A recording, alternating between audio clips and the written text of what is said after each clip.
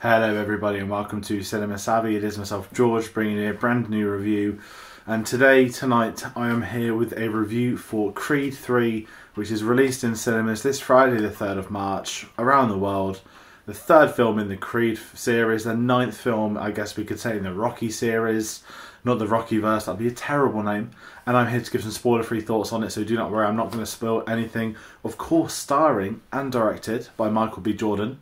Not the first lead actor from the series going on to direct some films. Of course, Stallone directed many of the previous Rocky films, which is a fantastic discussion point within itself. But before I get into that, I want to hear from everybody at home. If you have seen this film, if you're watching it down the line, please let me know your thoughts. I'm really excited to see what people think of this one.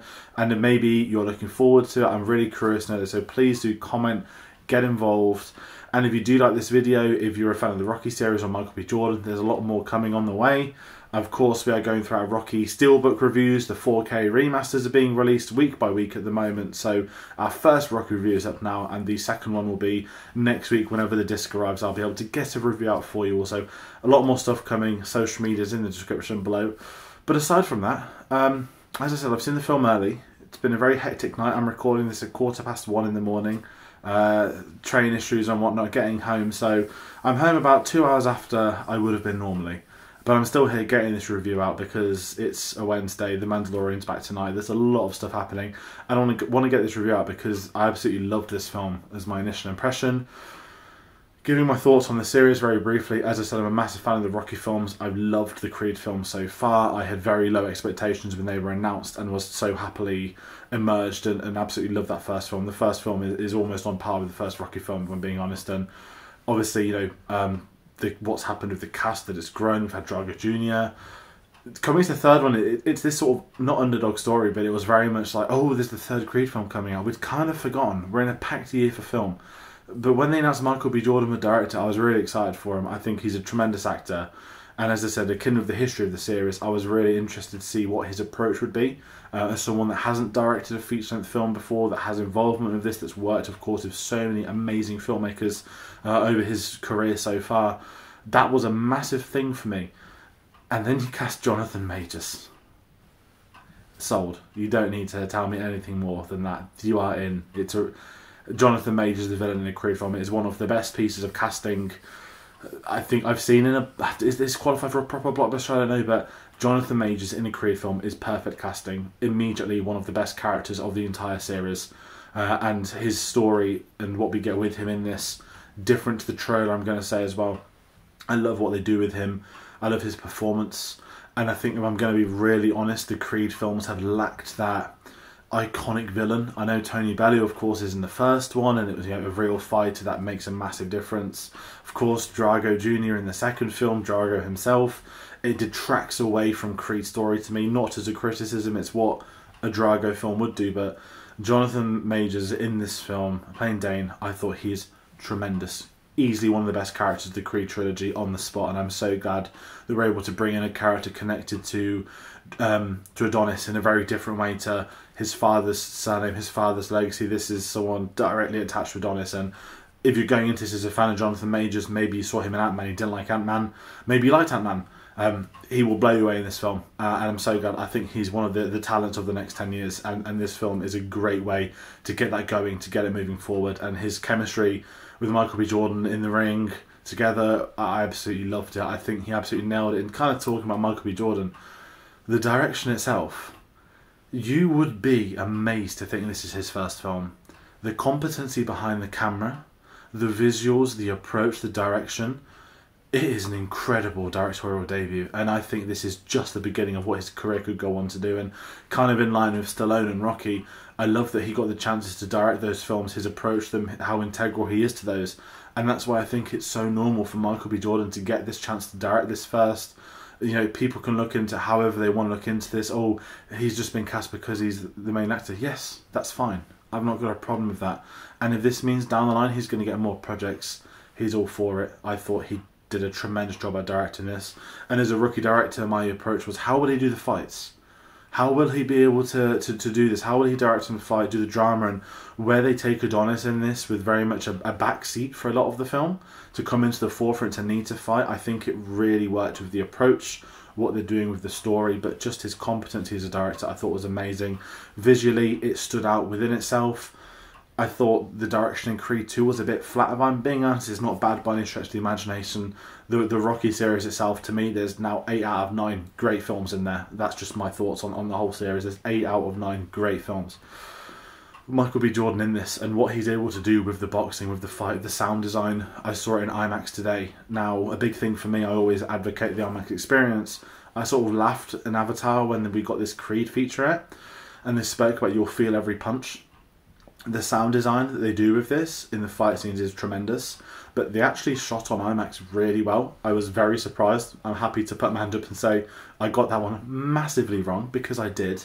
The IMAX stuff works wonders. It's on the fight scenes, it's not being milked for other scenes. You're not cutting from IMAX to normal aspect ratio that some films like doing.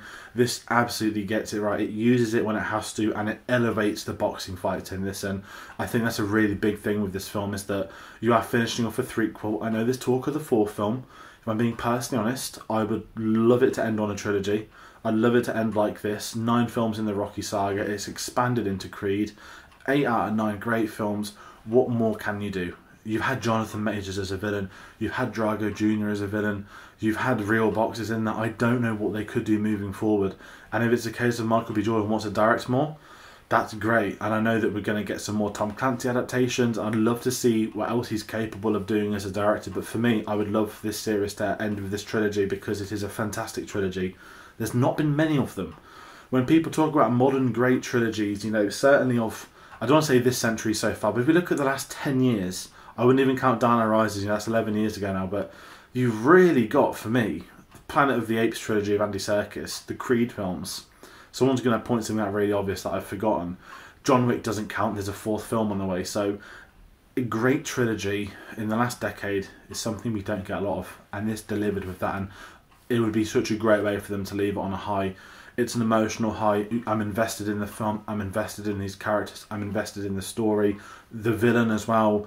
I think one of the first times I've been able to learn more about the psychosis of a villain, their experience, what they've been through. It's a great way, and it feels so fresh. We're 9 films in at this point, and the villain is one of the most refreshing things about it. I was worried that, are we going to get another this, another that? Is it going to be someone that pops up that's great for 20 minutes and is iconic, but there's nothing to him? It wasn't. It was so much more than that, and I just have to, again, go back to Michael B. Jordan, his directorial debut. That's the performance he gets out of Jonathan Majors. That's the person he's cast in this as well. Let's not get this wrong. He's cast him in this film. It is perfection from start to end. I love the two of them. As I said earlier, great chemistry around the screen. And you bring in Tess, of course, as well, returning to the series once more. I think she's great in this. Her story arc continues, but you get a lot more of her and Adonis behind the scenes, raising their daughter. And I love what they do with the family elements. And people forget that's as important to Rocky as the fighting, as far as I'm concerned. That Rocky primarily is a romance film with boxing in it. That's how I view the first one. You know, it's the story of Rocky and Adrian. And Michael B. Jordan doesn't forget those roots. He knows his approach to this as a director to the series. And I think his relationship with Tessa in this is amazing. So it's, again, another positive for me. If I was going to talk about something I struggled with, you can't, you know, I'm going to say I wasn't big on the soundtrack. I know Ludwig Göransson is not involved anymore. Of course, he's been doing Oppenheimer and Black Panther, so he's not involved on The Mandalorian or Creed 3, which is kind of sad, but I understand why. I think we were missing this extra something on the score. You know, I was coming back in the car, I had the second one on, the Creed 2 soundtrack, of course, that great montage. The montage of this film is amazing, by the way. But I just felt we were missing something with the music. And it's strange because the films use sound design to its advantage consistently throughout it, and I just think we're missing something with the score, so that's something I'm going to sort of leave there. But overall, my thoughts on this film, I thought it was bloody amazing. I'm excited for people to see it. I'm excited for fans to go and see it. It is worth seeing on the big screen. Do not wait around. Do not wait for an online. Go see this at the cinema. March is going to be an insane month, and what a way to get it going with Creed 3. It's exactly what this series deserves, and I can't wait to keep going back to the Rocky films. I've rewatched the Creeds in advance of this, but it's just such an exciting time to be a fan of this series, and I'd be excited to see, you know, as I said already, the direction from Michael B. Jordan. Some people might say it's formulaic. If you're 9 films into a Rocky series, there's certain formulaic traits, of course, but it feels fresh. If you know the series, you'll know exactly what I mean by that, that he has his own approach. Certain moments stand out to others, and he delivers with it, and that is everything we wanted and more. We've nailed this perfect trilogy. Full credit to himself, for Warner Brothers for putting the faith in Michael B. Jordan as a director, for Ryan Coogler, anybody else that's been involved. And I'm kind of into one thing, of course, Sylvester Stallone isn't in this film. This is very publicly known. I'm going to be really strange. Of course, I miss his presence. It's Stallone. It's the Rocky series.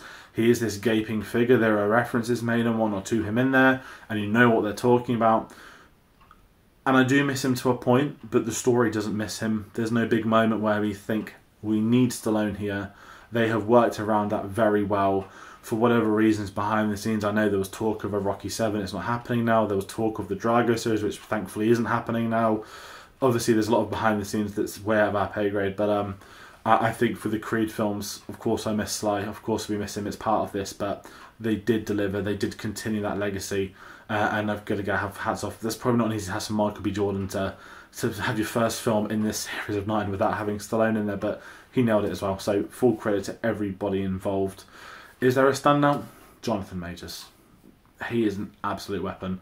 He is fearful, he is believable, humble at times, awful at times. I absolutely love his kind of character, what he brings to the table, and I just think it is worth seeing it just for him, let alone the other great stuff I've spoken about. It's a really engaging story, and it had me in from start to finish.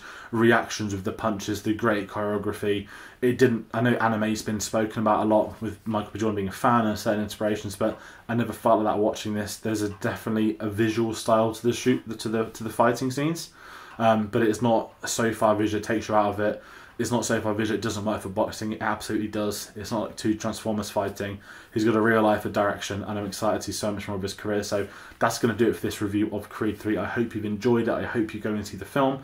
In the meantime, we've got a lot of other things happening. We've got the Mandalorian spoiler discussions coming back tonight. We've, of course, got the Rocky 4Ks, as I said, when Rocky 2 gets delivered. Hopefully I get it early again this weekend. I'll have a 4K Ultra HD review out for that. We've got The Last of Us on a Monday.